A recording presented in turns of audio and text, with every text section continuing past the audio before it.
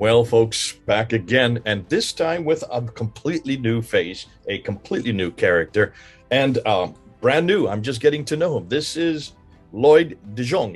Am I correct? Is that how you pronounce your name? De Jong. De Jong. Okay, it's the Dutch way of saying it. De Jong, which you Correct. are. Background now. De Jong, you are new to our channel. You've never been on Fander Films before. Many people probably know you from your own channel, and I'll put the name of your channel. What if you could just give me the name right now? I'll put it right here below. Lloyd de Jong, it's my full name. It's just your name, and here is the URL. You can see it's just down below us. You have been working with Islamic material. Of course, there is some people are, in fact, many people already know you. Quite a few people have asked me to bring you on Fander Films so we could actually use your material and get it out to as many people as possible. You know me, Lloyd. I like to get it on as many platforms as we can. So tell us a little bit about yourself. Give us a background. Tell us where you were born, where you grew up, and why you decided to get into this kind of study, into this kind of research. Over to you, Lloyd. Oh, thank you. I was born and raised in South Africa. I lived there most of my life. I eventually moved to Dubai, where I found work. I worked the bulk of the time. I spent 11 years in the Middle East, and the majority of that time I worked in national defense, national security. I was a civilian consultant to governments, to law enforcement, to military, armed forces, as well as to industry, to protect them from and advise them in terms of, well, to protect them from sabotage, let's say, to make sure that I protected for the government critical national infrastructure. So be it industrial areas, be it military bases, be it power stations, nuclear power plants, things of that nature. Also borders, and to make sure that these, also for instance, airports, make sure that forces like ISIS did not, and they did attempt to, destroy property, blow up airplanes, kill people in terminals and such. So my job is to make sure that that did not happen. Okay, so did you say this? There were attempts in while you were on the job while you were there? Well, I would usually operate, very often I would operate with armed security. So I'd be with military escort.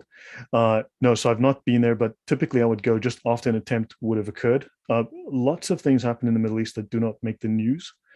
So my job is to make sure that they didn't happen again. Or Right. we would attempt to plan in advance to anticipate what may happen, what may go wrong, and make sure that we prevented these things from happening. So I designed very, very expensive, very large, wide area, long range surveillance systems to protect critical infrastructure from sabotage, from attack. Well, okay. So, Lloyd, you've had quite a bit of experience then with Islam as well. Obviously, if you're in the Middle Yeah. East, you're surrounded by Muslims. You've had Muslim colleagues. You've had certainly in where you did your schooling and things like that. But why suddenly did you want to get involved in the whole historical critique? We call it the historical critique. That's kind of an umbrella subject. Certainly. Why did you get involved in this area of research? Certainly, yeah. So obviously the time that I spent, now there's some wonderful Muslims. I made some great friends, and certainly I enjoyed, but I've traveled extensively. And what I started to see was dysfunction within Islamic society. I started to see the issues that crop up. And I started to ask myself questions about why, what is different about Islamic society? Individuals are wonderful people, and Dubai was a great place. However, you go to Lebanon, you go to Iraq, you go to various places, and you start to see enormous dysfunction, violence, social ills. And I was curious about this. And it was when I went to Lebanon, really, I went to Lebanon, and this is where I realized I needed to try to understand much more about this. Now, I also had relationships with various women in the area. I had long-term relationships with a couple of women, and also just the things I was learning from them, their fear. They were literally frightened of being killed if their family found out. And for me, this was like shocking, And I wanted to understand all of these issues. So after that, and then of course in 2015 there were the attacks in Paris at the Bataclan, for instance, where 86 people were murdered. And I decided to enroll in a course in counterterrorism, which was relevant to my work. And it so turned out that on that enrollment year, I was literally the only person in the entire class that actually had any field experience, that was actually involved in the industry. I also then very rapidly discovered that the man in charge of the course had a heavy, severe bias. He refused to engage in any discussion about the Muslim Brotherhood. He refused to believe that they were anything other than benign. He refused to discuss anything that might be bad about Islam. So that discussion was closed. And in fact, when we were doing different forms of terrorism, different Christian terrorism, Hindu, Buddhist terrorism, they were happy to discuss. When it came to Islamic terrorism, it was like, okay, yeah, well, Islamic terrorism, so it's lovely. Oh boy, look, there's a squirrel. Okay, let's move on to.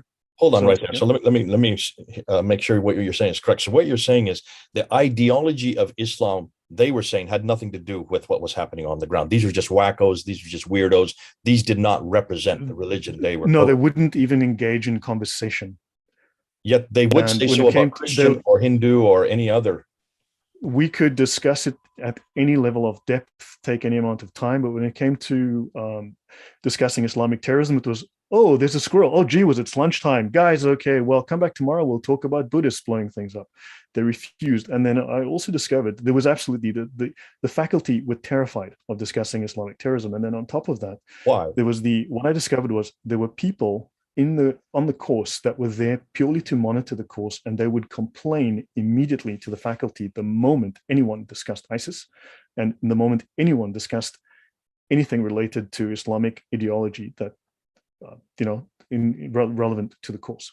So they were self-censoring, is what you're saying. Yes, and there were at that time 3 people, very loud. One was a housewife, one was a geography student, and another was a retired accountant. 3 Muslims that were constantly monitoring. And then one of the course administrators was a Muslim. And then what happened was Raqqa fell. At that time, I believe the forces took Raqqa, which was the capital of ISIS, and a number of documents were liberated and were published. At that time, I had access to these. And I had access to these documents. It's now behind a paywall, but I no longer have access to them. And I actually started discussing them. I started posting them on the forum, and they started showing from these documents that these were standard Orthodox Sunni Muslims, and that these were standard Orthodox Sunni beliefs. There was nothing radical about them. And when I posted those documents, I was banned the very next day. Banned from your job, banned from your course, banned from what? Banned from the course. Well, I was still allowed if I wanted to complete the course, but I was not allowed any interaction. I was not allowed any communication. I was banned from any dialogue, and I was taken off the forum. So I was told that I had nothing to say. That there was nothing that I could say. But and these were the documents captured by the military. I simply posted the list of books and what their beliefs were and their motivations, the speeches. That almost parallels exactly what happened to me in Britain when I was there from 1992 to 2017, 25 years. And for the first 10 or 15 years, whenever there was a debate on a university campus, the Christian Union would always be challenged to the debate by the Islamic Society. They would call me in to do the debates because I was the only one that knew the material. It was fine to begin with in the 1990s, but after 9/11, almost the day after 9/11, suddenly I was not permitted to say anything that violence had anything to do with Islam. I was thrown out of universities, and then by 2010, I could not get onto any universities. I was an Islamophobe, a hate preacher, because I dared to say that much of this violence you can find in the Quran, you can find in the Prophet's own example. So what you found in the security field, I found in the academic field. This was at university. This was in academia, in a European university. Yeah. Okay, so it's rampant all over, but not just in Britain. It's what country were you in at this time when you did your study? This was in Holland. Right now I live in Poland. This is in Holland that this is going on. Probably not the same problem in Poland that you found in Holland. Am I guessing? Right, correct? No, fortunately not. All right, so you have a lot more freedom to say what you want to in Poland, unlike in Holland or Germany or Britain or France. So, okay, that's a little background. Now, you were interested in then really digging down into the ideology. When did you get into the historical critique, looking at the history of Islam? So, what was very interesting was within the documents that were taken from ISIS, there were 2 things that I posted that really caused offense. One was a contract of dimitude. a demi contract that Explain, that define dimitude for the people who are listening. a Protection. demi would be defined. A demi is effectively, under Islamic law, a prisoner of war. Okay. The word itself, And though, means to be protected. It's considered to be a protected of those who are not Muslims. it's a euphemism. Islam is full of wonderful euphemisms that don't that that it's a euphemism. Let's say you're a prisoner of war for all practical purposes. You're a prisoner of war, and it's a document that you sign that you will abide by the rules, or you will be treated as a enemy combatant. This is really what it comes down to. And I published this document, and I looked at the idea of the Pact of Umar, or the ideas, and this went into extensive detail. So from there, I started to look at the historical applications of this, and I found they were identical. Okay. I looked before you go on, define the Pact of Umar. Not some people will not know what you're talking about. So this is simply a list of rules by which you will abide as a non-Muslim living under Islamic Umar? rule. Which Umar are you referring to here? This would be the Caliph Umar. So this would be the Caliph Umar that followed after Muhammad. So he's one of the four rightly guided caliphs. Abu Bakr Umar, 634 to 644, the 10-year period, Umar living there in Medina. This is what the Islamic traditions tell us, this Umar. Correct. So it's colloquially termed Pact of Umar, but so this is the contract of dimitude, and this was essentially identical to what had been happening historically. And I realized this was very interesting, and I wanted to know, and then I discovered another document within that was very, very popular amongst the ISIS troops, ones that they studied, ones that they learned, and this was an actual Sharia manual. Now, the word Sharia is thrown around a lot, and I realized, wait, for instance, Muslims want Sharia for Britain, they want Sharia for America, they want to live under Sharia law. And everyone seems to think that Sharia is just verses of the Quran, but actually it is far more extensive. If you ask yourself the question, Islam is a religion of law, then we need to ask ourselves, what are its laws?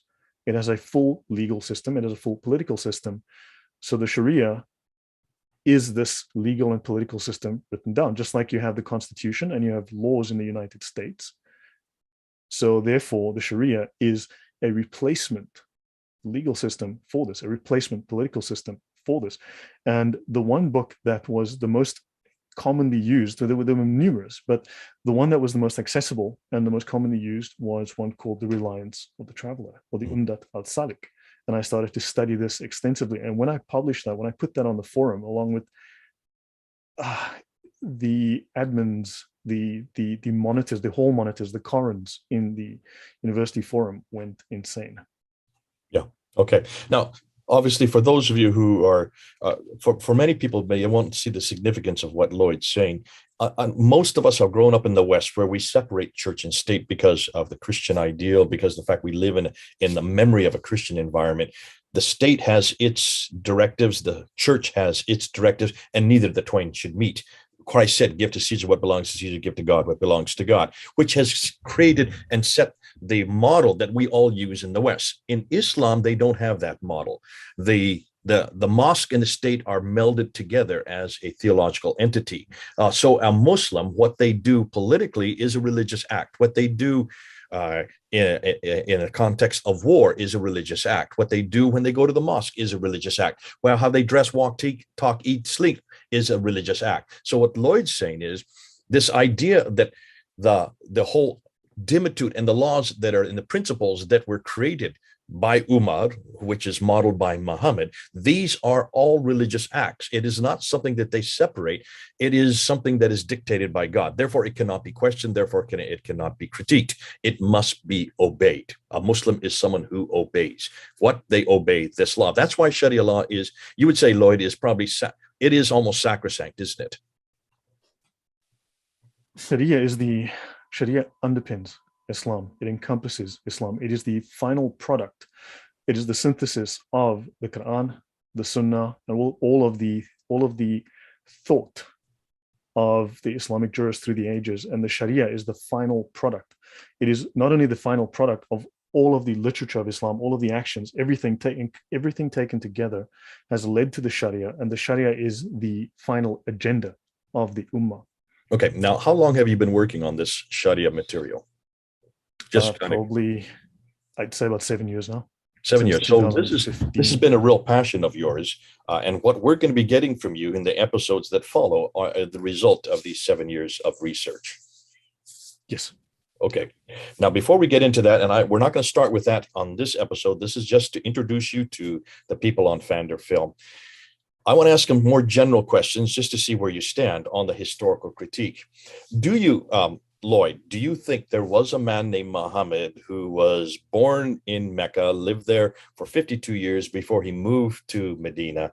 Do you believe that there was a Mecca that exists? Do you believe he did receive a Quran between 610 and 632? This is the standard Islamic narrative. Do you believe those three facts?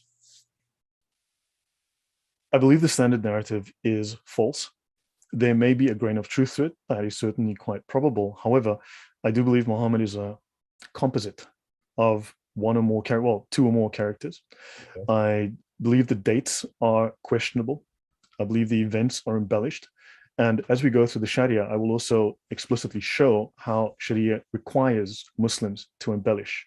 It requires them to prettify, to beautify, to improve upon stories. You will see this as explicit in the Sharia law. It requires this. So they have to do this. And so, yes, I don't think the Islamic narrative as received is true. I do think there may have been one or more people. In fact, it's probable they took some person that perhaps had a legal background, some person that had as a military leader, someone who sort of had maybe visions, and they kind of mashed them all together. And I can even show that, as we will see, as we go through, you'll find there are numerous influences within Islam. We can go back well before the 7th century, and we can find numerous influences where Islam is drawn from. And I will show you one where there's certain striking parallels with a certain pagan Gnostic as well from Greece. So we'll find that they've taken ideas, they've absorbed ideas from many, many different sources, and they've combined them. So I do think when you say they, are you talking about they who live in Mecca and Medina, Hijaz, central part of Arabia, or would these people have lived much further north?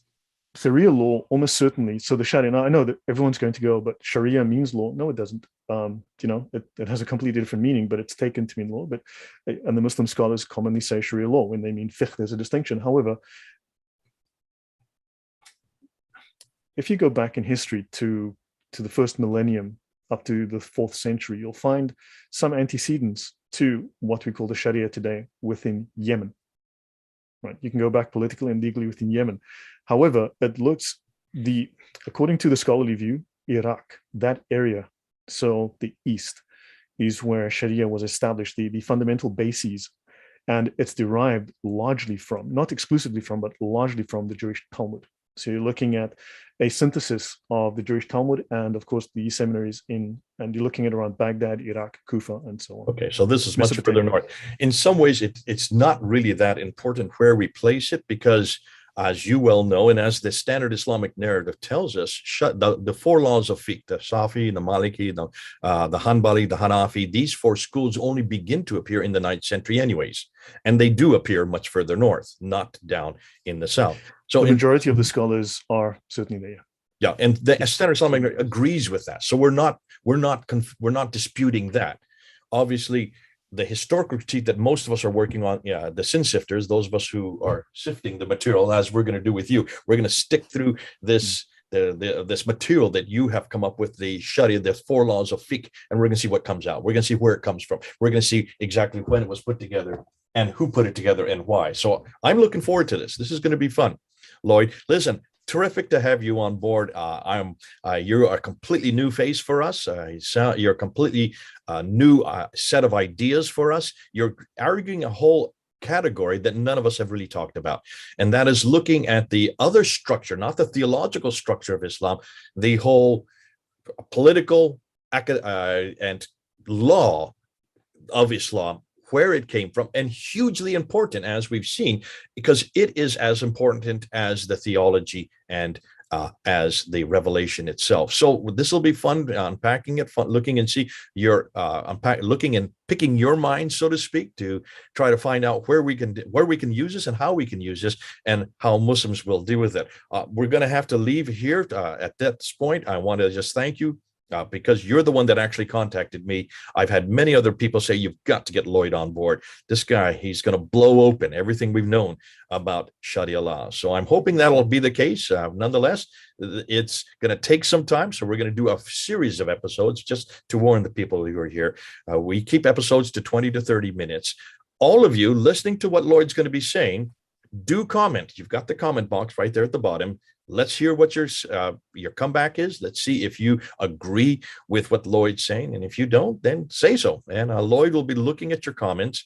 I'm going to give his YouTube channel. Here it is right here. I'm just putting it again, Lloyd de Jongh, and you can see the URL. Go to his channel.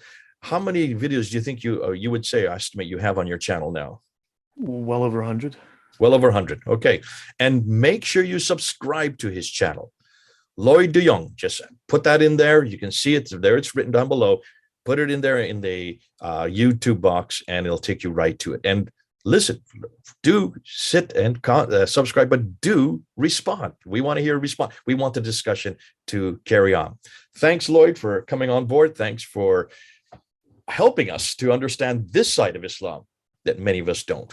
This is Lloyd. Thank you, Jay. It's an honor. Lloyd in Poland. I'm here in the United States, thousands of miles apart. We can almost shake hands. It seems like with Zoom. It's great to have this technology. God bless you all. This is Jay and Lloyd, over and out.